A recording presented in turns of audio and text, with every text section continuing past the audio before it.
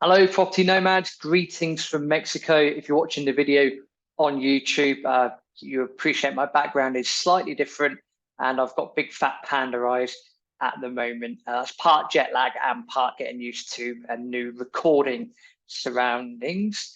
If you listen to this on podcast platforms, you might hear a lot of background noise. For those that have been to Mexico City before, you can probably appreciate everything is loud, everything is utter chaos in a very good way. So if you hear any background noises, any music or anything like that, it's a little bit out of my control, and that's going to be the case for the next couple of months. But I'll always do my best to make sure that the quality of both the video and audios are as good as they can be.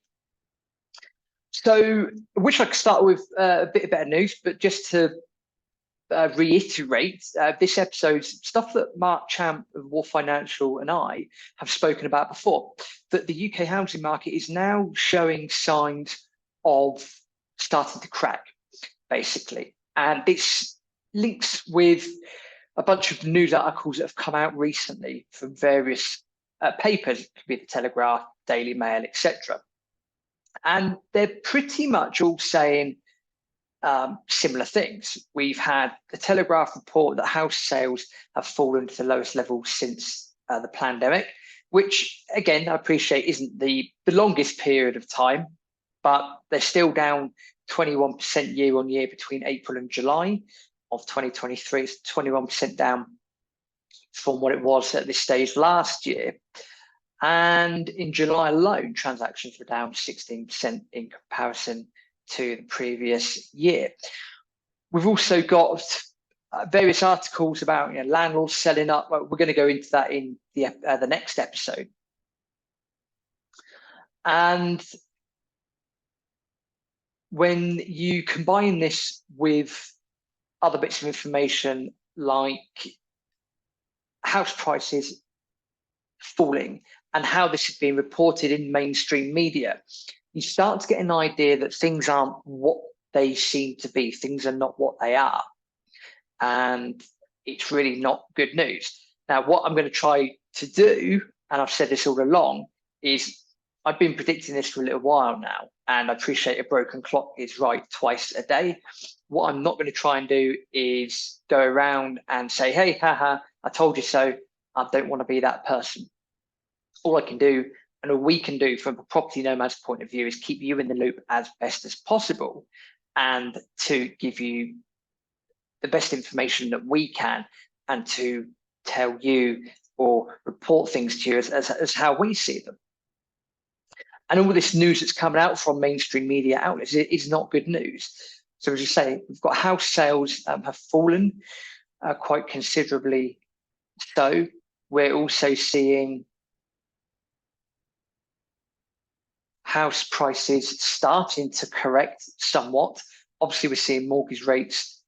Well, a couple of places have actually decreased them recently, but overall, they've gone up quite considerably in the last couple of years as well. More people, if they are doing product transfers, they're normally staying with the same lending institution now. That's not normally the case. I would imagine that with all the fees, etc., involved, people want to try and make things as cost effective as possible. Our other mortgage broker, who doesn't appear on the podcast, I had a conversation with him a little while ago, and he said a very similar thing. On top of that, you've got to look at recent news that we've shared on the YouTube channel with house builders starting to slow up as well. You've also got massive news out of China. Evergrande, or Evergrande, however you want to say it, they filed for a bankruptcy recently. I think the other one's called County Garden, one of the two. They're also having big issues at the moment. In fact, China is having a lot of issues economically at present. Now you might be thinking, well, Rob, what's China got to do with us here in the UK? It's a very good question. China, one of the biggest economies in the world, is going to have a ripple effect.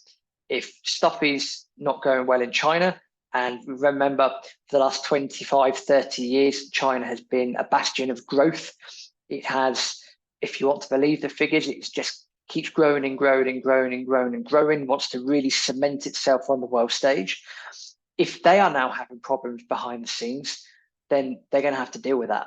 And if they start dealing with that by printing a lot of currency, doing the typical modern monetary bits and pieces, then that is going to have massive impact on the rest of the world. It's just going to have a global reach, put it that way. So that is pretty much where we're at. I don't want to sound like a broken record. It's probably going to be like that for a considerable amount of time moving forwards. And sometimes we find that the best thing to do is just repeat the information. It's okay being in this position. We have to then understand what has led us to this position and what we can do to protect ourselves moving forward.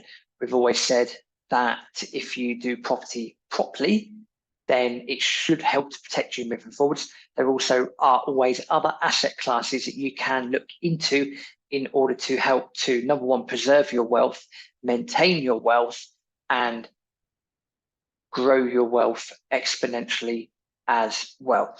So yes, the UK housing market is showing signs of cracking. I think it's going to continue to do that moving forwards. There might be another interest rate increase as well from the Bank of England. I mean, admittedly, they have raised since December 2021. The Bank of England rate has increased 14 consecutive times. There are reports saying that there are a further 2 increases expected. And again, as we've said this time and time before on Property Nomads, if you're increasing the interest rate, the full-on effect of that is not normally felt economically for at least 12 to 18 months. So hypothetically speaking, should interest rate increases happen in September and say October and or November of 2023, then really the knock-on effect of this isn't going to be felt in the UK economy until probably the back end of 2024 or at the start of 2025. Just a reminder, if you listen to the podcast on Stitcher, their services no longer exist. So you're going to have to find a new podcast platform to listen to this podcast on. I recommend iTunes, Spotify, Podbean. There are many others out there as well. If you don't catch us on YouTube, do go ahead, go over to our YouTube channel. We do release extra content, different content there as well. I do like and subscribe to the channel, and also use that notification bell to get alerted as and when we produce new videos. And conversely, if you are listening and watching this on YouTube, do head over to a platform such as iTunes or Spotify. Do subscribe to the podcast as well. And if you could be so kind enough to leave us a review, that would be absolutely superb. We find that having reviews of the podcast helps to grow the reach, which means helps to get our message across, which is a win-win situation for anyone and everyone. See you in the next video.